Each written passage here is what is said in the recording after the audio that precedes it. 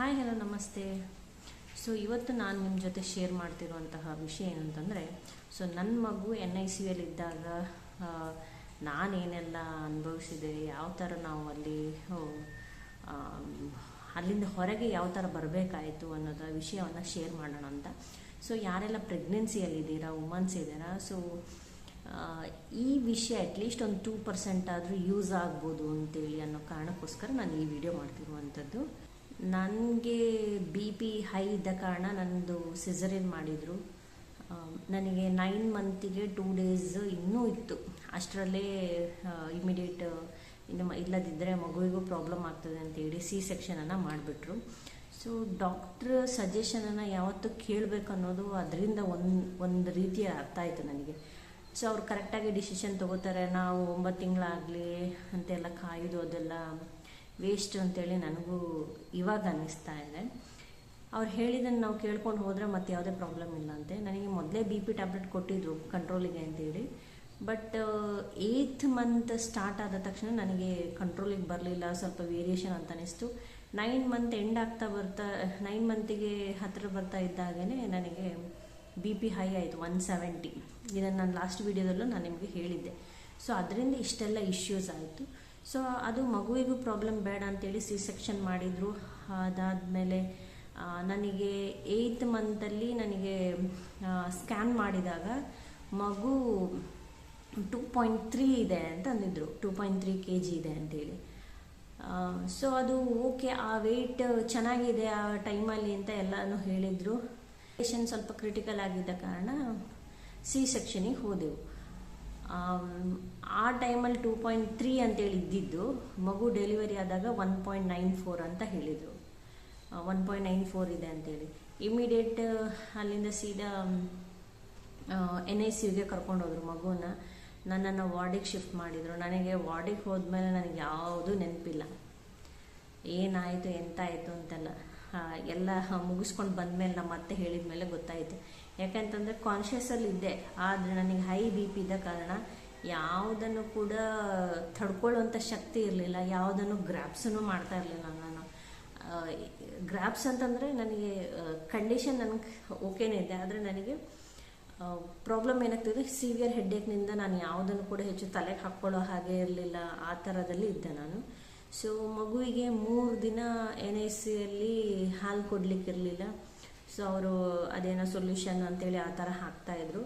4ನೇ ದಿನದಿಂದ ಹಾಲು ಕೊಡೋಕ್ಕೆ ಹೇಳಿದರು. ಸೊ ನಾನು 4ನೇ ದಿನವೂ ಎದ್ದಿರಲಿಲ್ಲ. ನಂದು 3rd ಡೇಗೆ ಇನ್ನೂ ಸಿವಿಯರ್ ಆಗಿತ್ತು ಕಂಡೀಷನ್. ನನಗೆ ಇಲ್ಲಿ ನಾನು ಲಾಸ್ಟ್ ವಿಡಿಯೋದಲ್ಲಿ ಹೇಳಿದೆ, ನನಗೆ ಈ ಥರ ಬಗ್ಗಕ್ಕಾಗ್ತಿರ್ಲಿಲ್ಲ. ಸ್ಟ್ರೈಟಾಗಿ ಮಲ್ಕೊಂಡಿದ್ರೆ ಏನು ಪ್ರಾಬ್ಲಮ್ ಇರಲಿಲ್ಲ. ಅದು ಅನಸ್ತೇಷಿಯಾ 2 ಸಲ ಕೊಟ್ಟಿದ್ರು ನನಗೆ, ಅದು ಅನಸ್ತೇಷಿಯಾ ಆಗಿಲ್ಲ ಅಂತೇಳಿ ಅಂತ. ಸೊ ಅದರ ಇಫೆಕ್ಟಾ ಏನೋ ಗೊತ್ತಿಲ್ಲ, ಬಟ್ ಅನಸ್ತೇಷಿಯಾದ ಪ್ರಾಬ್ಲಮ್, ಅನಸ್ತೇಷಿಯಾದಿಂದ ಅದು ಇಳ್ದಿಲ್ಲ ಅಂತಂದಿದ್ರು ನನಗೆ. ಸಿವಿಯರ್ ನಾನು 4 ಡೇಸ್ ಆದ್ರೂ ನನಗೆ ಸಿವಿಯರ್ ಆಗೇ ಇದ್ದೆ. ಬಟ್ ಮಗುವಿಗೆ ಹಾಲು ಬೇಕಲ್ಲ, ನಮ್ಮ ಅತ್ತೆ ಇದ್ದ ಕಾರಣನೇ ನಾನು ಬದುಕಿದ್ದೀನಿ ಅಂತ ಹೇಳ್ತೇನೆ ನಾನು. ಇಲ್ಲ ಅಂತಂದರೆ ನನ್ನ ಕಂಡೀಷನನ್ನು ಯಾರೂ ನೋಡೋಕ್ಕಾಗಲಿಕ್ಕಿಲ್ಲ, ಆ ಥರ ನಾನಿದ್ದೆ. ಸೊ ಮಗುವಿಗೆ 2 hours ಒಂದ್ಸಲ ಹಾಲು ಕೊಡಬೇಕು. ಅಲ್ಲಿ ನಮಗೆ ಹಾಲು ಹಿಂಡೋದು ಗೊತ್ತಿಲ್ಲ ಹೇಗೆ ಅಂತೇಳಿ.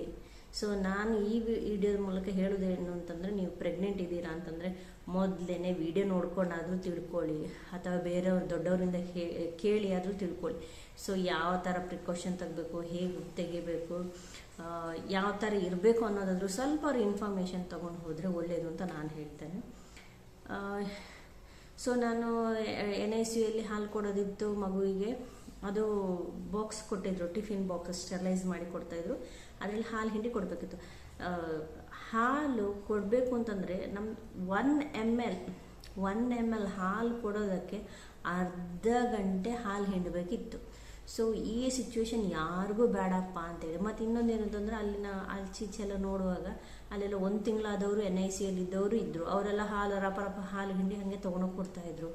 ಸೊ ನನ್ನ ಸಿಚುವೇಶನ್ ನಾನೇ ಎದ್ದೇಳೋಕ್ಕಾಗೋದಿಲ್ಲ. ಇನ್ನು ಆ 1 mlಗೆ ಅರ್ಧ ಗಂಟೆ ಹಿಂಡೋದು ಅಂತಂದರೆ ತುಂಬ ಸಲ 2 ದಿನ ತನಕ ಒಂದೊಂದೇ ml 1.5 ml 2 ml ಈ ಥರನೇ ತೊಗೊಂಡೋಗಿರುವಂಥದ್ದು.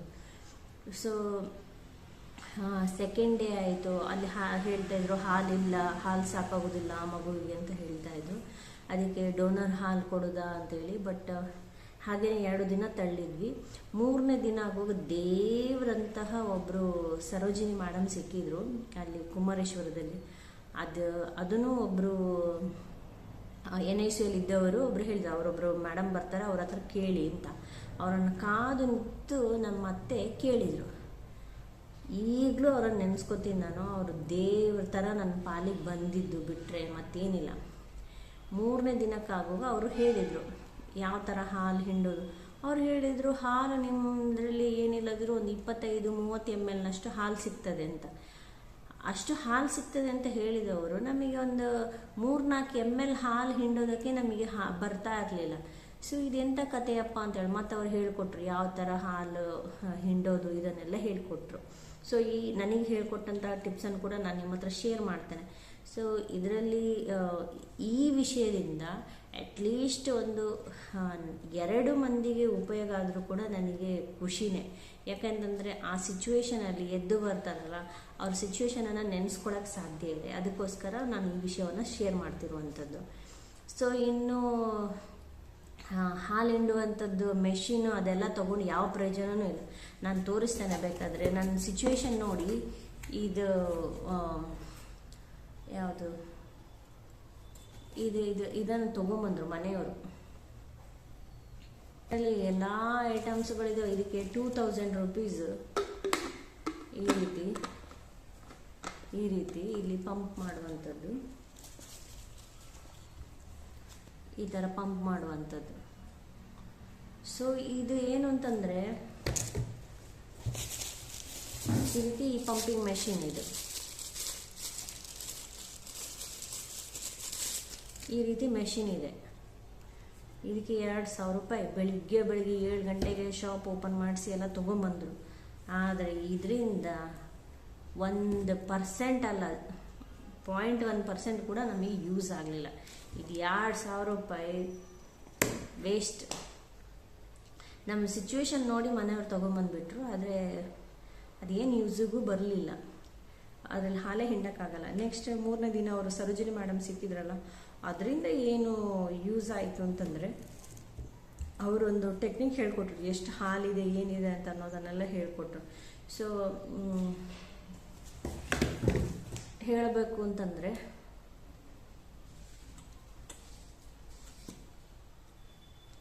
ನೋಡಿ, ಈ ಥರ ಹಾಲಿನ ನಿಪ್ಪಲ್ ಏನಿದೆಯಲ್ಲ, ಇದನ್ನು ಈ ಥರ ನಾವು ಪ್ರೆಗ್ನೆನ್ಸಿಯಲ್ಲಿ ಇದ್ದಾಗಲೇ ನಾವು ಈ ಥರ ಮಸಾಜ್ ಮಾಡಬೇಕು ಅಂತ ಹೇಳ್ತಾರೆ. ಈ ಥರ ಮಾಡಬೇಕು ಅಂತೇಳಿ. ಸೊ ನೆಕ್ಸ್ಟ್ ಹಾಲು ಇದೆ ಅಂತಂದರೆ ಇದಿಷ್ಟು ಪೋರ್ಷನು, ಬ್ಲ್ಯಾಕ್ ಪೋರ್ಷನ್, ಅದರ ಹಿಂದಿನಷ್ಟು ಪೋರ್ಷನಲ್ಲಿ ನಾವು ಯಾವ ಥರ ಮಾಡಬೇಕು ಅಂತಂದರೆ ಈ ಥರ 4 ಬೆರಳನ್ನು ಈ ಥರ ಇಲ್ಲಿ ಟಚ್ ಆಗಬೇಕು.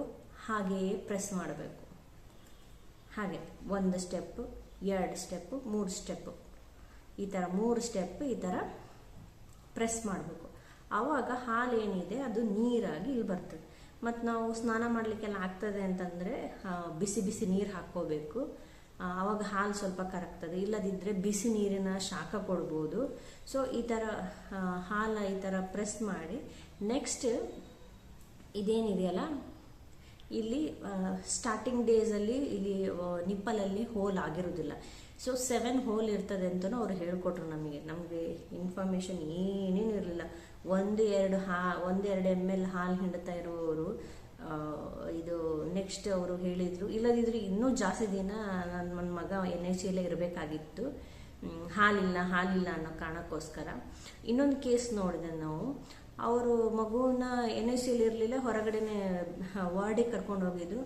ಅವರು ಡ್ರೈ ಹಾಲು ಅಂತಂದರೆ ಹಾಲು ಕುಡಿಸ್ತಾ ಇದ್ದಾರೆ, ಹಾಲು ಹೋಗ್ತಾ ಇಲ್ಲ, ಮಗು ಬರೀ ಚೀಪ್ ತಗೊಂಡಷ್ಟೇ. ಸೊ ಅದು ಅವರಿಗೆ ಡ್ರೈ ಫೀಡಿಂಗ್ ಆಗ್ತಾ ಇದೆ ಅನ್ನೋದು ಗೊತ್ತಾಗಲ್ಲ. ಅದರಿಂದ ಮಗು ಇಶ್ಯೂಸ್ ಆಗಿ ಮತ್ತೆ 2 ವಾರ NICU ಇರಬೇಕಾಯಿತು. ಸೊ ಅದಕ್ಕೋಸ್ಕರ ಹಾಲು ಹಿಂಡಿನೇ ನೋಡಬೇಕು. ಹಾಲು ಹಿಂಡಿ ನೋಡಿ, ಸೊ ಎಕ್ಸ್ಟರ್ನಲ್ ಫೀಡ್ ಕೊಟ್ಟರು ಪ್ರಾಬ್ಲಮ್ ಇಲ್ಲ. ಸೊ ಅದನ್ನು ನೋಡಿಕೊಂಡು ಸಣ್ಣ ಮಗು ಇರುವಾಗ ಒಂದು ಸ್ವಲ್ಪ ದಿನ ಕೊಟ್ಟರೆ ಒಳ್ಳೆಯದು. ಸೊ ಈ ಥರ ಹಾಲು ಹಿಂಡಿದಾಗ 20 ml 23 ml ಸಿಗ್ತದೆ ಅನ್ನೋದು ಗೊತ್ತಾಯಿತು. ನೆಕ್ಸ್ಟ್ ಆ ಟೆಕ್ನಿಕ್ನಿಂದ, ಆದರೆ ಅವರಿಗೆ ಅಭ್ಯಾಸ ಇತ್ತು, ನಮಗೆ ಅಭ್ಯಾಸ ಇದೆಯಾ, 2 ml ನಾವು ಒಂದು 10-15 ml ಹಾಲು ಹಿಂಡೋ ಥರ ಆದ್ವಿ. ಸೊ ನೆಕ್ಸ್ಟ್ ಅದು ಒಂದು ದಿನ ಪ್ರಾಕ್ಟೀಸ್ ಆದ ಮೇಲೆ ಸೆಕೆಂಡ್ ಡೇಗೆ ಮತ್ತೆ ಇನ್ನೊಂದು ಸ್ವಲ್ಪ ಪ್ರಾಕ್ಟೀಸ್ ಆಯಿತು. ಹಾಗೆ ಪ್ರಾಕ್ಟೀಸ್ ಆಗಿ ನನಗೇನೋ ಅಷ್ಟೊಂದು ಪ್ರಾಬ್ಲಮ್ ಅನಿಸ್ತು. ಆದರೆ ಪ್ರಾಬ್ಲಮ್ ಎಲ್ಲಿ ಅಂತಂದ್ರೆ ನನಗಿದು ಬೆಂಡ್ ಮಾಡೋಕ್ಕಾಗ್ತಿರ್ಲಿಲ್ಲ, ಹಾಲು ಹಿಂಡೋಕ್ಕೂ ಕಷ್ಟ, ನನಗೆ ಎದ್ದೇಳೋಕ್ಕೂ ಕಷ್ಟ. ನಮ್ಮ ಅತ್ತೆನೇ ಹಾಲು ಹಿಂಡಿ ರಾತ್ರಿ 2 ಗಂಟೆಗೆ 4 ಗಂಟೆಗೆ ಬೆಳಿಗ್ಗೆ 6 ಗಂಟೆಗೆ ಹಾಲು ಹೊತ್ಕೊಂಡು ಹೋಗೋರು. ನೆಕ್ಸ್ಟ್ 4ನೇ ದಿನ ಆಯಿತು, 5ನೇ ದಿನಕ್ಕಾಗುವಾಗ ಅಲ್ಲೇ ಹೋಗಿ ಹಾಲು ಕೊಡಬೇಕಿತ್ತು, ಸ್ಪೂನಲ್ಲಿ ಕೊಡಬೇಕಿತ್ತು ಅಥವಾ ಕಪ್ಪಲ್ಲಿ ಕೊಡಬೇಕಿತ್ತು. ಕಪ್ಪಲ್ಲಿ ಅಂತಂದರೆ ಈಗ ಇದರಲ್ಲಿ ಸಣ್ಣ ಟಿಫಿನ್ ಇರ್ತದಲ್ಲ, ಅದರಲ್ಲಿ ಹಾಲು ಹಾಕ್ಕೊಂಡು ಕುಡಿಸ್ಬೇಕಿತ್ತು. ಅದು ಅವ್ರು ಯಾವ ಥರ ಹೇಳೋದು ಅಂತಂದರೆ 20 ನಿಮಿಷದಲ್ಲಿ ಹಾಲು ಕುಡಿಬೇಕು ಅಂತ ಅಂತಾರೆ.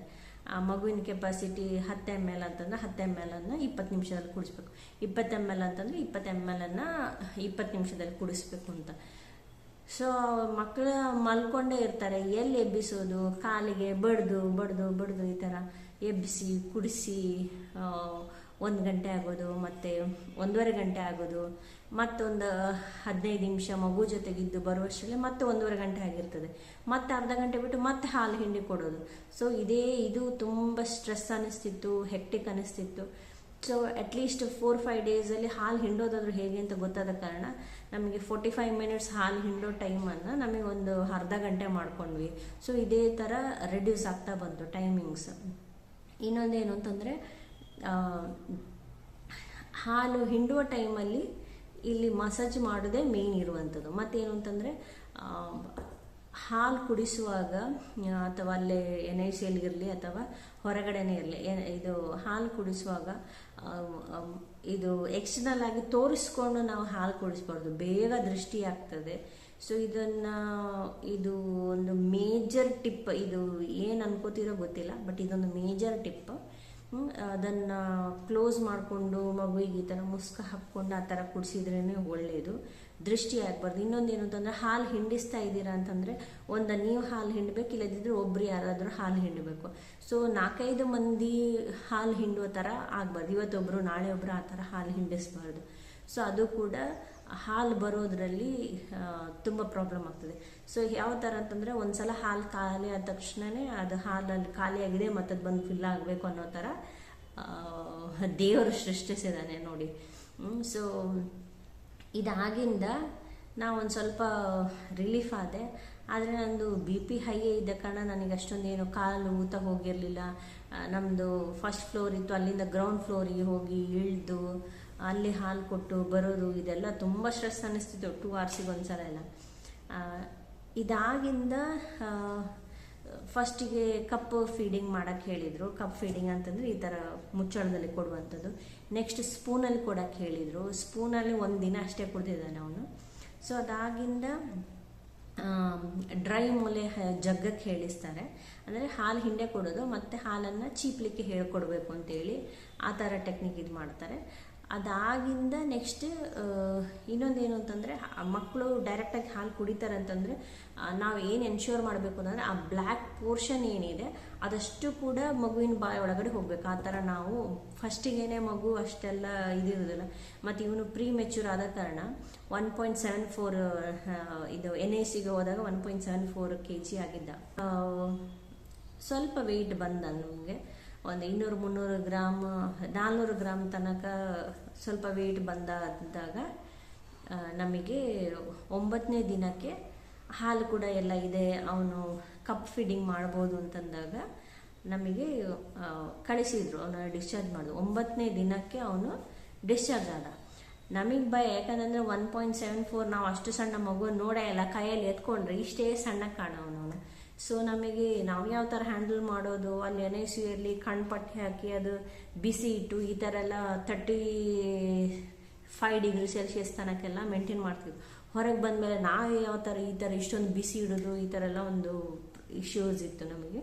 ಅದಕ್ಕೆ ನಾವು ಡಿಸ್ಚಾರ್ಜ್ ತೊಗೊಳ್ಲಿಲ್ಲ, ಡೈರೆಕ್ಟಾಗಿ ವಾರ್ಡಿಗೆ ಬಂದೆ. ವಾರ್ಡಲ್ಲಿ ಒಂದು 3 ದಿನ ಇದ್ದು, ದುಡ್ಡು ಖರ್ಚಾದರೂ ಚಿಂತೆ ಇಲ್ಲ ಅಂತೇಳಿ ವಾರ್ಡಲ್ಲಿದ್ದು ಮಗುವಿಂದು ಆಚೆ ಈಚೆ ಎಲ್ಲ ನೋಡಿಕೊಂಡು ಮತ್ತೆ ನಾವು 3 ದಿನ ಆದಮೇಲೆ ಎಕ್ಸ್ಟ್ರಾ ಆದಮೇಲೆ ನಾವು ಅಲ್ಲಿಂದ ಬಂದಿರುವಂಥದ್ದು. ಇನ್ನೊಂದೇನು ಹೇಳಬೇಕು ಅಂತಂದರೆ NICಯಲ್ಲಿದ್ದಾಗ ಸ್ಟಾರ್ಟಿಂಗಲ್ಲಿ ಒಬ್ಬರು ಇದನ್ನು ಯೂಸ್ ಮಾಡಲಿಕ್ಕೆ ಹೇಳಿದ್ದಾರೆ. ಅಂದರೆ ಇದೇನಿದೆ ಇದು ಟ್ಯೂಬ್ ಇದೆಯಲ್ಲ, ಇಂಜೆಕ್ಷನ್ ಟ್ಯೂಬ್, ಇದನ್ನು ಒಂದು ಅರ್ಧ ಕಟ್ ಮಾಡಬೇಕು. ಅರ್ಧ ಅಂತಂದರೆ ಒಂದು ಇಲ್ಲಿ 2 ml ಅಂತೇಳಿ ಬರೆದಿದೆಯಲ್ಲ, ಅಲ್ಲಿ ಅಷ್ಟು ಪೋರ್ಷನನ್ನು ಕಟ್ ಮಾಡಿ ಇದಿಷ್ಟು ಓಪನ್ ಆಗ್ತದೆ. ಸೊ ನೆಕ್ಸ್ಟ್ ಏನು ಅಂತಂದರೆ ಈ ಟಿಪ್ಪನ್ನು ಈ ನಿಪ್ಪಲ್ ಒಳಗಡೆ ಇಟ್ಟು ಸೊ ಇದನ್ನು ಹೀಗೆ ಮಾಡಬೇಕು. ಸ್ವಲ್ಪ ಅದು ಪ್ರೆಷರಲ್ಲಿ ಹೋಲ್ಡ್ ಮಾಡ್ತದೆ. ಅದಾದಮೇಲೆ ಈ ಥರ ಹಾಲು ಎಳಿಬೇಕು. ಸೊ ಇದು ಮಾತ್ರ ಸಿಕ್ಕಾಪಟ್ಟೆ ಹೆಕ್ಟಿಕ್. ಹಾಲು ಹಿಂಡೋದು ಆದರೆ ನಮಗೆ ಒಂದೊಂದು ಡ್ರಾಪ್ ಹಾಲು ಬರೋದು ಅಟ್ಲೀಸ್ಟ್ ಒಂದು 2-3 ಡ್ರಾಪ್ನಷ್ಟು ಹಾಲು ಆದರೆ ಇದರಲ್ಲಿ ಬರ್ತಾ ಇತ್ತು ನಮಗೆ. ಸೊ ಇದು ಸಹ ಟೆಕ್ನಿಕ್ಕು ವರ್ಕ್ ಆಗಿತ್ತು, ಆದರೆ ಪೇನ್ಫುಲ್ ಆಗಿರ್ತದೆ. ಆದರೆ ಇದಕ್ಕಿಂತ ನೆಕ್ಸ್ಟ್ ಸ್ಟೆಪ್ ನಾನು ಏನು ಹೇಳಿದೆ ಆವಾಗ, ಏನಿಲ್ಲದಿದ್ದರೆ ನಿಮ್ಗೆ ಸ್ಟಾರ್ಟಿಂಗಲ್ಲಿ ಇದನ್ನಾರು ಯೂಸ್ ಮಾಡ್ಬೋದು, ಇದಕ್ಕಿಂತ ಇದು ಬೆಟರ್. ಸೊ ಇದಾದಮೇಲೆ ನಮಗೆ ಅದವರು ಹೇಳ್ಕೊಟ್ಟಿದ್ದು ಬಿಸಿನೀರನ್ನು ಶಾಖ ಇಡಿ, ಹಾಲು ಇದು ಮಸಾಜ್ ಮಾಡಬೇಕು. ಮಸಾಜ್ ಮಾಡಿ ಆದಮೇಲೆ 2-3 ಸಲ ಮಸಾಜ್ ಆದಮೇಲೆ ಹಾಲು ಹಿಂಡಬೇಕು, ಈ ಥರ ಎಲ್ಲ ಹೇಳ್ಕೊಟ್ರು. ಅದಾದಮೇಲೆ ನಮಗೆ ಗೊತ್ತಾಗಿದ್ದು. ಸೊ ಇದೆಲ್ಲ ಆಗಿಂದ ನಾವು ಡಿಸ್ಚಾರ್ಜ್ ಆಗಿ ಬಂದೆವು. ಸೊ ವೇಟ್ ಗೇನಿಗೋಸ್ಕರ ಅವರೊಂದು ಹಾಲಿನ ಜೊತೆಗೆ ಹಾಲೇನು ಹಿಂಡಿ ಕೊಡ್ತೀವಲ್ಲ ಅದ್ರ ಜೊತೆಗೆ ಒಂದು ಲ್ಯಾಕ್ಟೋಸ್ ಪೌಡ್ರ್ ಕೊಟ್ಟಿದ್ರು. ಅದನ್ನು ನಾವು ಪ್ರತಿಯೊಂದು ಶಾಶೆಟ್ ಹಾಕೋದಿತ್ತು. ಈ ಥರ ವೆಯ್ಟ್ ಗೇನ್ ಮಾಡಿದ್ವಿ ಅವನಿಗೆ. ಸೊ ನಾವು ಎನ್ಶೋರ್ ಏನು ಮಾಡ್ಕೋಬೇಕು ಅಂತಂದರೆ ವೆಯ್ಟ್ ಗೇನ್ ಮಾಡಬೇಕು. ಇನ್ನೊಂದು ಏನು ಅಂತಂದರೆ ಪ್ರೆಗ್ನೆನ್ಸಿಯಲ್ಲಿರುವಾಗ 7 ಮಂತ್ ಆಗುವಾಗ ಏನು ಚೆಕಪ್ ಎಲ್ಲ ಮಾಡ್ತೀವಲ್ಲ, ಸಫಿಷಿಯೆಂಟ್ ವೆಯ್ಟ್ ಇದೆಯಾ ಅಂತ ನೋಡ್ಕೋಬೇಕು. ನಾವು ಎಷ್ಟೇ ಕಷ್ಟ ಇದ್ದರೂ ಕೂಡ ತಿನ್ನೋದ್ರಲ್ಲಿ ನಾವು ಕಾಂಪ್ರಮೈಸ್ ಮಾಡಬಾರ್ದು. ಪ್ರತಿ ವೀಕಿಗೆ ಏನು ಪ್ರೋಟೀನ್ಸ್ ಬೇಕು, ಏನು ಕಾರ್ಬೋಹೈಡ್ರೇಟ್ಸ್ ಬೇಕು, ಏನು ವೆಜಿಟೇಬಲ್ಸ್ ಬೇಕು, ಇದನ್ನೆಲ್ಲ ಕೂಡ ಸಫಿಷಿಯೆಂಟಾಗಿ ಮಾಡ್ಕೊಂಡು ತಿನ್ನಬೇಕು. ಇದು ನಾನು ಡೆಲಿವರಿ ಆದಮೇಲೆ ನಾನು ಅರ್ಥ ಮಾಡಿಕೊಂಡೆ. ಅದಕ್ಕಿಂತ ಮುಂಚೆ ಅಷ್ಟೊಂದು ಅರ್ಥ ಮಾಡ್ಕೊಳ್ಳಿಲ್ಲ. ಆದರೆ ನಾನು ಹೇಳ್ತಾ ಇದ್ದೀನಿ, ಈಗ ನಾನು ಕಷ್ಟ ಅನುಭವಿಸಿದ ಸಾಕು. ತಿಂದಿದ್ದೀನಿ, ನಾನು ತಿಂದಿಲ್ಲ ಅಂತ ಹೇಳಿಯಲ್ಲ, ಆದರೆ ಮೇಂಟೈನ್ ಮಾಡ್ಕೊಂಡು ತಿಂದರೆ ಒಳ್ಳೆಯದು. ಸೊ ವೆಯ್ಟ್ ಕರೆಕ್ಟಾಗೇ ಇದ್ದ, ಓವರ್ ವೆಯ್ಟ್ ಆಗಿರಲಿಲ್ಲ, ಏನಿರಲಿಲ್ಲ. ಆದರೆ ನನಗೆ ಎಮರ್ಜೆನ್ಸಿಯಲ್ಲಿ ಮತ್ತು 1 ತಿಂಗಳು ಇತ್ತಲ್ಲ ನನಗೆ, ಆವಾಗ ಕರೆಕ್ಟಾಗಿ ವೆಯ್ಟ್ ಬರ್ತಾ ಇದೆ. ಆದರೆ ಮುಂಚೆನೇ ಸಿಸರಿನ್ ಮಾಡಿದ ಕಾರಣ ಅವನು ವೆಯ್ಟ್ ಇರಲಿಲ್ಲ. ಇನ್ನೊಂದು ಏನು ಇಶ್ಯೂಸ್ ಅಂತಂದರೆ 7 ಮಂತಿಗೆಲ್ಲ ವೆಯ್ಟ್ ಚೆಕ್ ಮಾಡ್ತಾರಲ್ಲ, ಆವಾಗ ಸಫಿಷಿಯೆಂಟ್ ವೆಯ್ಟ್ ಇದೆಯಾ ಅಂತ ನೋಡ್ಕೊಂಡು ನಾವು ಫುಡ್ಡನ್ನು ಒಂದು ಸ್ವಲ್ಪ ಆಲ್ಟರ್ ಮಾಡಿಕೊಂಡ್ರು ಕೂಡ ಒಳ್ಳೆಯದು. ಸ್ವಲ್ಪ ವೆಯ್ಟ್ ಚೆನ್ನಾಗೇ ಬರೋ ಥರ ಬೇಕಂತಂದರೆ ವೆಯ್ಟ್ ಕರೆಕ್ಟ್ ಇದೆ ಅಂತಂದರೆ ಅದಾದಮೇಲೆ ಸ್ವಲ್ಪ ಅದನ್ನೆಲ್ಲ ಹಾಗೇ ತಿನ್ನಬೇಕು. ಎಕ್ಸ್ಟ್ರಾ ಪೋರ್ಷನ್ಸ್ ಏನಾದ್ರು ತಿಂತಾಯಿದ್ರೆ ಅದನ್ನು ಸ್ವಲ್ಪ ಕಡಿಮೆ ಮಾಡಿಕೊಂಡ್ರೆ ಒಳ್ಳೆಯದು. ನಂದು ಲಕ್ ಏನು ಅಂತಂದರೆ, ನಂದು ಚೆಕಪ್ ಮಾಡಿದಾಗ 2.3 ಇದ್ದ, ಹುಟ್ಟಿದಾಗ 1.94 ಇದ್ದ.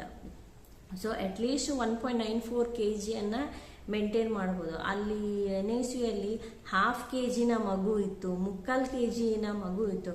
ಆದರೆ ಬ್ರೀದಿಂಗನ್ನು ನೋಡೋಕ್ಕಾಗಲ್ಲ, ಮತ್ತು ಎಂತೆಂತೆಲ್ಲ ಇಶ್ಯೂಸ್ ಅದನ್ನೆಲ್ಲ ನೋಡಿದಾಗ ನಾವು ಪ್ರೆಗ್ನೆನ್ಸಿ ಪ್ಲ್ಯಾನ್ ಮಾಡ್ತಾ ಇದ್ದೀರಾ ಅಂತಂದಮೇಲೆ ನಮ್ಮ ಫುಡ್ ಆಗಿರ್ಬೋದು, ಪ್ರೆಗ್ನೆನ್ಸಿಗಿಂತ ಮುಂಚೆನೇ ಫುಡ್ಡನ್ನು ಕರೆಕ್ಟಾಗಿ ತೊಗೊಳ್ಳಿ. ಫ್ರೂಟ್ಸ್ ಎಲ್ಲ ತೊಗೊಳ್ಳೋದನ್ನು ಕರೆಕ್ಟಾಗಿ ತೊಗೊಂಡ್ಬಿಡಬೇಕು. ಸೊ ಇದಿಷ್ಟು ನಾವು ಮೇಂಟೈನ್ ಮಾಡಿದರೆ ಯಾವುದೇ ಪ್ರಾಬ್ಲಮ್ ಇಲ್ಲ. ಎಷ್ಟೇ ಡಿಫಿಕಲ್ಟಿ ಇದ್ದರೂ ಕೂಡ ಫುಡ್ ಸಿಸ್ಟಮನ್ನು ಕರೆಕ್ಟಾಗಿ ತೊಗೋಬೇಕು. ವೆಜಿಟೇಬಲ್ಸ್ ಜಾಸ್ತಿನೇ ತಿನ್ನಬೇಕು, ಮತ್ತು ಸೊಪ್ಪು ಅಂತೂ ಹೈಯೆಸ್ಟ್ ತಿಂದ್ರೇ ಒಳ್ಳೆಯದು. ಯಾಕಂದರೆ ನಾವು ಮೊದಲು ಏನು ತಿಂತೀವಿ ಅದೇ ನೆಕ್ಸ್ಟಿಗೆ ಇಫೆಕ್ಟ್ ಆಗೋದು. ಸೊ ನಾನು ತಿಂದಿದ್ದೀನಿ, ಇಲ್ಲ ಅಂತ ಹೇಳಿಲ್ಲ, ಸ್ವಲ್ಪ ಕಡಿಮೆನೆ ಅಂತ ಹೇಳ್ಬೋದು. ಅದಾಗಿಂದ ನೆಕ್ಸ್ಟ್ ಡೆಲಿವರಿ ಆದಮೇಲೆ ನಾನು 1 ದಿನ ಕೂಡ ಮಿಸ್ ಮಾಡಿಲ್ಲ. ಒಂದು ಎಗ್ ಮತ್ತು ಸಫಿಷಿಯೆಂಟ್ ಸೊಪ್ಪು ಮತ್ತು ಏನು ಬಿಸಿ ಬಿಸಿ ಅನ್ನ, ಈ ಥರ ಎಲ್ಲ ಕಂಪ್ಲೀಟಾಗಿ ನನ್ನ ಮೆನು ದಿನಕ್ಕೊಂದೊಂದು, ತಿನ್ನೋಕ್ಕಾಗದೇ ಇದ್ರೂ ಕೂಡ ದಿನಕ್ಕೊಂದೊಂದು ಮೆನು ಥರ ಮಾಡಿ ತೊಗೊಂಬರ್ತಿದ್ರು. ಸೊ ಅದನ್ನು ತಿಂದಿದ್ದ ಕಾರಣ ಒಂದು ಸ್ವಲ್ಪ ಹಾಲು, ಅದೇ ಮುಂಚೆ ತಿಂದಿದ್ರದ್ದೆಲ್ಲ ಬರುವಂಥದ್ದು ಅಷ್ಟರಲ್ಲೇ ಇತ್ತು. ಸೊ ನನ್ನ ಮೇನ್ ಟಿಪ್ ಹೇಳಬೇಕು ಅಂತಂದರೆ, ಒಂದು ಹಾಲು ಹಿಂಡೋದು ಹೇಗೆ ಅನ್ನೋದನ್ನು ನಾವು ಕರೆಕ್ಟಾಗಿ ತಿಳ್ಕೊಂಡಿರಬೇಕು. ಹಾಗೆಯೇ ನಮ್ಮ ಜೊತೆಗೆ ಯಾರು ಬರ್ತಾರೆ, ಡೆಲಿವರಿಗೆ ಹೋಗ್ತಿರೋದು ಅಂತಂದರೆ ಲೇಡೀಸಿಗೆ ಮಾತ್ರ ಎಂಟ್ರಿ ಕೊಡಿಸ್ತಾರೆ ಅಲ್ಲಿ ವಾರ್ಡಿಗೆ. ಸೊ ನಮ್ಮ ಜೊತೆ ಯಾರು ಬರ್ತಾರೆ ಅಂತೇಳಿ ನೋಡ್ಕೊಳ್ಳಿ. ಅವರಿಗೆ ಸಹ ಹೇಳಿಕೊಟ್ರೆ ಅಥವಾ ಏನೋ ಒಂದು ಟಿಪ್ಸ್ ಅವರು ಸಹ ನೋಡ್ಕೊಂಡೆಲ್ಲ ಇದ್ದರೆ ದಿ ಬೆಸ್ಟ್ ಅಂತ ಹೇಳ್ತೇನೆ ನಾನು. ಹಾಗೆಯೇ ಏನೇ ಇದ್ರೂ ಕೂಡ ಅವ್ರ ಹತ್ರ ಶೇರ್ ಮಾಡ್ಕೋಬೋದು. ಇನ್ನೊಂದು ವಿಷಯ ಶೇರ್ ಮಾಡಬೇಕು ಅಂತಂದರೆ, ಲೋ ವೆಯ್ಟ್ ಇರುವಂತಹ ಮಗುವಿಗೆ KMC ಕೊಡಿ ಅಂತ ಹೇಳ್ತಾರೆ. KMC ಅಂದರೆ ಏನು ಅಂತ ನಾನು ಓದ್ಕೊಂಡೇ ಹೋಗಿಲ್ಲ. ಅಲ್ಲಿ ಆ ಸರೋಜಿನಿ ಮೇಡಮ್ ಬಂದ ಮೇಲೇ ಅವ್ರಿಗೆ ಗೊತ್ತಾದ ಮೇಲೇ, ಅವ್ರು ಹೇಳಿದ ಮೇಲೇ ಗೊತ್ತಾಗಿರುವಂಥದ್ದು. ಅಲ್ಲಿಯ ನರ್ಸ್ಗಳು ಸಮೇತ ಹೇಳಿಲ್ಲ ಈ ಮಗುವನ್ನು ಹಿಂಗೆ ಇಟ್ಕೋಬೇಕು ಅದು ಇದು ಏನು ಹೇಳಿಲ್ಲ. KMC ಅಂತಿದ್ರು. ABC ಏನು ಗೊತ್ತಿಲ್ಲ. ನಾವು ಮೊದಲೇ ತಿಳ್ಕೊಂಡು ಹೋದರೆ ಯಾವುದೇ ಪ್ರಾಬ್ಲಮ್ ಇಲ್ಲ. ಸೊ ಇನ್ನೊಂದು ಮೇಯ್ನಾಗಿ ಏನು ತಿಳ್ಕೊಬೇಕು ಅಂತಂದರೆ, ಮಗು ಹುಟ್ಟಿದಾಗ ಎಷ್ಟು ವೆಯ್ಟ್ ಅಂತ ಹೇಳಿರ್ತಾರಲ್ಲ, ಆ ವೆಯ್ಟನ್ನು ರಿಟೈನ್ ಮಾಡಿಕೊಂಡೇ ಹೋಗಬೇಕು. ಮತ್ತು ಒಂದು ದಿನ 2 ದಿನ ಆದಾಗ ವೆಯ್ಟ್ ಇನ್ಕ್ರೀಸ್ ಆಗಲೇಬೇಕು. ನಾವು 2-3 ದಿನ ಆಗುವಾಗ ವೆಯ್ಟ್ ಏನಾದರೂ ಡಿಕ್ರೀಸ್ ಆಯಿತು ಅಂತಂದರೆ ಡೈರೆಕ್ಟಾಗಿ ಮಗುವನ್ನ ಕರ್ಕೊಂಡೋಗಿ NICUಯಲ್ಲಿ ಹಾಕ್ತಾರೆ. ಸೊ ಇದು ಬೇಕು ಅಂತಂದರೆ ನಾವು ಇದನ್ನು ಬೇಕು ಅಂದರೆ ಯಾರೂ ಅಂದ್ಕೊಳ್ಳೋದಿಲ್ಲ. ಬೇಡ ಅಂತಂದರೆ ಮಗು 4 kg ಹುಟ್ಟಿದ್ರು ಕೂಡ ಅಥವಾ 3 kg ಇದ್ದರೂ ಕೂಡ ಮಗುವಿಗೆ KMC ಕೊಟ್ಟರೆ ಒಳ್ಳೆಯದು. KMC ಅಂತಂದರೆ ನಾನು ಅದರದ್ದು ಫೋಟೋ ಹಾಕಿರ್ತೇನೆ ನಾನು, KMC ಅಂದರೆ ಏನು ಅಂತೇಳಿ ಅಂತ. ಮಗುವಿಗೆ ಕಾವು ಕೊಡುವಂಥದ್ದು, ಮಗುವನ್ನು ಒಳಗಡೆ ಇಟ್ಕೊಂಡು ಒಳಗಡೆ ಇಟ್ಕೊಂಡು ಅದಕ್ಕೆ ಬಿಸಿ ಕೊಡುವಂಥದ್ದು, ಮೈಯ ಬಿಸಿ ಕೊಡುವಂಥದ್ದು. ಸೊ ಇದನ್ನು ನಿಮಗೆ ಎದ್ದೇಳಕ್ಕಾಗಿಲ್ಲ ಅಂತಂದರೆ ನಿಮ್ಮ ಹತ್ತಿರದವ್ರು ಯಾರಿರ್ತಾರೆ, ನಿಮ್ಮ ಅಮ್ಮ ಆಗಿರ್ಬೋದು, ಅತ್ತೆ ಆಗಿರ್ಬೋದು, ಅಥವಾ ಹಸ್ಬೆಂಡ್ ಆಗಿರ್ಬೋದು, ಯಾರು ಬೇಕಾದರೂ ಕೊಡ್ಬೋದು. ಸೊ ಅವರು ಅದನ್ನು ಹತ್ತಿರದವ್ರು ಯಾರಿದ್ದಾರೆ ಅವರು ಅದನ್ನು ಮಗುವನ್ನು ಹಿಡ್ಕೊಂಡು ಕಾವು ಕೊಡಬೇಕು. ಸೊ ಮಗು 3 kg ಇದ್ದರೂ ಕೂಡ 2 kg ಇದ್ದರೂ ಕೂಡ ಅಥವಾ 4 kg ಇದ್ದರೂ ಕೂಡ ನೀವು ಕಾವು ಕೊಟ್ಟರೆ ಮಗುವಿನ ವೆಯ್ಟ್ ಇಳಿಯುವುದಿಲ್ಲ. ಮಗುವನ್ನೇನಾದರೂ ಶೀತ ಮಾಡಿಸಿದ್ರಿ ಅಂತಂದರೆ, ಅಂದರೆ ಕೋಲ್ಡ್ ಇಟ್ರಿ ಅಂತಂದರೆ ಮಗುವಿನ ವೆಯ್ಟ್ ಇಳದೇ ಬಿಡ್ತದೆ. ಮಗುವಿನ ವೆಯ್ಟ್ ಇಳೀತು ಅಂತಂದರೆ ಇಮ್ಮಿಡಿಯೇಟಾಗಿ ಕರ್ಕೊಂಡು ಹೋಗ್ತಾರೆ. ಅದನ್ನೊಂದು ಕೆಲಸ ಮಾಡಬೇಡಿ ನೀವು. ಮಗು ಎಷ್ಟೇ ಹೆಲ್ದಿಯಾಗಿ ಹುಟ್ಟಿದರೂ ಕೂಡ ಅದಕ್ಕೆ ಕಾವು ಕೊಡೋದನ್ನು ಮಾತ್ರ ಮರಿಬಾರ್ದು. ಅಟ್ಲೀಸ್ಟ್ ತಾಯಿ ಆ ಸಿಚುವೇಶನಲ್ಲಿ ಮರೆತರೂ ಕೂಡ ಅವ್ರ ಜೊತೆ ಬಂದಿರ್ತಾರಲ್ಲ, ಅವ್ರು ಅದನ್ನು ಮರಿಬಾರ್ದು. ಯಾಕೆಂತಂದರೆ ವೆಯ್ಟ್ ಇಮಿಡಿಯೇಟಾಗಿ ಇಳಿದು ಬಿಡ್ತದೆ, ಅದು ತುಂಬ ಇಫೆಕ್ಟ್ ಆಗ್ತದೆ. ಸೊ ಇದಿಷ್ಟು ಮೇಜರಾಗಿ ಇರುವಂಥದ್ದು. ಸೊ ಈ ವಿಷಯದಿಂದ ಒಂದು ಸ್ವಲ್ಪ ಆದರೂ ಯೂಸ್ಫುಲ್ ಟಿಪ್ಸ್ ಅಥವಾ ಏನೋ ಒಂದು ಇನ್ಫಾರ್ಮೇಷನ್ ಯಾರಿಗೆ ನೆಸಸರಿ ಇದೆ ಅವರಿಗೆ ಇನ್ಫಾರ್ಮೇಷನ್ ಪಾಸ್ ಆಗಿದೆ ಅಂತ ಅನ್ಕೋತೀನಿ ನಾನು. ಲೋ ವೆಯ್ಟ್ ಇರುವಂತಹ ಅಥವಾ ಪ್ರೀಮೆಚ್ಯೂರ್ ಬೇಬಿಯನ್ನು ವೆಯ್ಟಿಗೆ ತರಿಸುವಂಥದ್ದು ತುಂಬ ಕಷ್ಟ ಆಗ್ತದೆ. ಒಂದೊಂದು ಸಲ ಮಗುವನ್ನು 1 ತಿಂಗಳು ಇಟ್ಕೋತಾರೆ, 2 ತಿಂಗಳು ಇಟ್ಕೋತಾರೆ. ಅಲ್ಲೆಲ್ಲ ತುಂಬ ಜನ ಅಲ್ಲಿ 2 ತಿಂಗಳಿಂದ ಇದ್ದವರಿದ್ದರು. ನಾನು 9 ದಿನ ಇದ್ದಿದ್ದಕ್ಕೇ ಸಹಿಸ್ಕೊಳಕ್ಕಾಗಿಲ್ಲ ನನಗೆ. ಇನ್ನು ಅಷ್ಟು ದಿನ ಹೇಗೆ ತಡ್ಕೊಳ್ಳೋದೋ ಗೊತ್ತಿಲ್ಲ. ಸೊ ಪ್ರೆಗ್ನೆನ್ಸಿ ಯಾರೆಲ್ಲ ಪ್ಲ್ಯಾನ್ ಮಾಡ್ತಿದ್ದಾರೆ ಅಥವಾ ಯಾರೆಲ್ಲ ಪ್ರೆಗ್ನೆಂಟ್ ಇದ್ದಾರೆ ಅವರು ಏನು ಟಿಪ್ಸ್ಗಳು ಬೇಕು ಅಥವಾ ನಿಮ್ಮ ಜೊತೆ ಯಾರು ಬರ್ತಾರೆ ಅವ್ರಿಗೆ ಒಂದು ಸ್ವಲ್ಪ ಟಿಪ್ಸ್ ಏನೆಲ್ಲ ಬೇಕು ಅದನ್ನೆಲ್ಲ ಮೊದಲೇ ಹೇಳ್ಕೊಂಡು ಮಾತಾಡಿಕೊಂಡು ಅಲ್ಲಿ ಹೋದಾಗ ಬ್ಲ್ಯಾಂಕ್ ಆಗಿಬಿಡ್ತಾರೆ. ಆದರೆ 1-2 ಸಲ ಇದನ್ನೇ ಮನಸ್ಸಲ್ಲಿ ರಿಪೀಟ್ ಮಾಡಿದರೆ ಅದು ಮರ್ತೋಗೋದಿಲ್ಲ. ಇಮಿಡಿಯೇಟಾಗಿ ಅಲ್ಲಿ ಸಿಚುವೇಶನ್ ಏನು ಬರ್ತದೆ ಆ ಥರ ನಾವು ಇರಲಿಕ್ಕಾಗ್ತದೆ. ಇನ್ನು ಈ ವಿಷಯವನ್ನು ತಲೆಯಲ್ಲಿ ಇಟ್ಕೊಂಡ್ರೆ ನೆಗೆಟಿವ್ನ ಅಂತೆಲ್ಲ ಅನ್ಕೋಬೋದು. ಈ ಥರ ವಿಷಯಗಳೆಲ್ಲ ಯಾಕೆ ನೆನೆಸ್ಕೋಬೇಕು, ಅದೆಲ್ಲ ನೆಗೆಟಿವ್ ಅಂತೇಳಿ ಆ ಥರ ಮೈಂಡಲ್ಲಿ ಇಟ್ಕೊಳ್ಳೋಂಥದ್ದು ಏನಿಲ್ಲ. ಸೊ ನಾವು ಏನೇ ವಿಷಯ ಕಲಿತ್ರೂ ಕೂಡ ಅದು ಪಾಸಿಟಿವ್ ಆಗಿರ್ತದೆ. ಅದು ನಾವು ನಮಗೆ ಅಂತೇಳಿ ಅಲ್ಲ, ನಮ್ಮ ಹತ್ತಿರದಲ್ಲಿ ಇದ್ದವರಿಗೂ ಹೇಳ್ಬೋದು. ಸೊ ಆದ ಕಾರಣ ನಾವು ಏನು ಹೊಸ ಇನ್ಫಾರ್ಮೇಷನನ್ನು ಕಲಿತೇವಲ್ಲ ಅದು ನೆಗೆಟಿವ್ ಆಗಲಿಕ್ಕೆ ಚಾನ್ಸೇ ಇಲ್ಲ, ಅದು ನೆಗೆಟಿವ್ ಆಗೋದು ಕೂಡ ಇಲ್ಲ. ಸೊ ನೀವು ಇನ್ಫಾರ್ಮೇಷನನ್ನು ಇಟ್ಕೊಂಡು ಅಯ್ಯೋ ನೀವು ತಲೆ ಬಿಸಿ ಮಾಡ್ಕೋತೀರಾ ಆ ಥರ ಅಂಥೇಳಿ ಆ ಥರ ಏನೂ ಅಲ್ಲ. ಕಲಿಯುವಂಥದ್ದು ಒಳ್ಳೆಯದೇ, ಪಾಸಿಟಿವ್ ಆಗಿಯೇ ಇರ್ತದೆ. ಹಾಗೆಯೇ ಪಾಸಿಟಿವ್ ಆಗಿ ಇರಲಿ.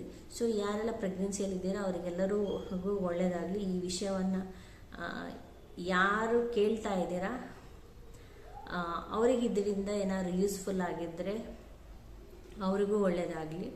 ಸೊ ವಿಷಯನ್ನು ಕೆಲವರಿಗಾದರೂ ಯೂಸ್ಫುಲ್ ಆಗಿದೆ ಅಂತ ಅಂದ್ಕೊಂಡು ಈ ವಿಡಿಯೋವನ್ನು ಇಲ್ಲೇ ಎಂಡ್ ಮಾಡ್ತೀನಿ. Thank you for watching.